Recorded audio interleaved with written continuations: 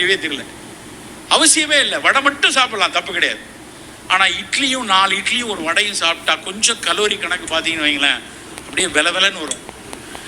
காலை உணவு அப்படின்னா சின்ன பிள்ளை இருக்கா, அவங்க வீட்டில் குட்டி பிள்ளைங்க இருக்காங்களா, இட்லியை போல மிகச்சிறந்த உணவு உலகத்திலே கிடையாது. குழந்தைகளுக்கு மிகச்சிறப்பானது. 40 வயசு ஆயிடுச்சா கொஞ்சம் கவனமாக இருக்கணும். இட்லி வாரத்துக்கு ஒரு நாள் போதும், மசால் தோசை மாதத்துக்கு ஒரு நாள் போதும்.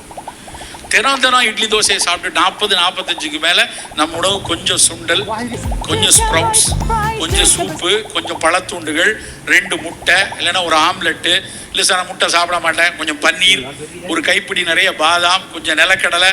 இதெல்லாம் பிஃபோர் ஃபுட்டா ஆஃப்டர் ஃபுட்டான்னு கேட்கக்கூடாது. இதெல்லாம் ஃபுட்டு, காலை உணவு இதுதான் இருக்கணும். இப்படி சாப்பிட்டுட்டு அதுக்கப்புறம் அது சாப்பிட்டு பாருங்க, ஒரே ஒரு நாள் இப்படி சாப்பிடுங்க. அந்த பசி ஒரு பெரிய ஒரு அயற்சி வராது. புரதச்சத்து நிறையா இருக்கணும். முட்டையிலையும் பாதாம்லையும் இருக்கக்கூடிய புரதம் நம்ம உடலுக்கு அவ்வளோ நல்லதாக இருக்கும்.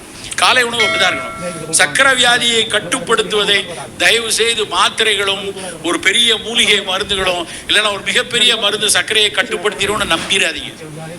அந்த மருந்துகள் உங்களை கொஞ்சம் உதவி செய்து கொண்டிருக்கும். ஆனால் கட்டுப்பாடு கிடைக்கிறவங்க முழுமையா சர்க்கரையை ஜெயிப்பவர்கள் யார் என்று கேட்டால் உணவில் கவனமாக இருப்பவர்கள் மட்டும்தான்.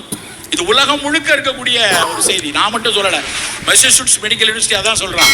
அவன் இன்டர்மீடியன்ட் ஃபாஸ்டிங் பண்ணுங்க டயபெட்டிக் கண்ட்ரோலுக்குங்கிறான். யாரு? பாஸ்டன்ல இருக்கிற MIT.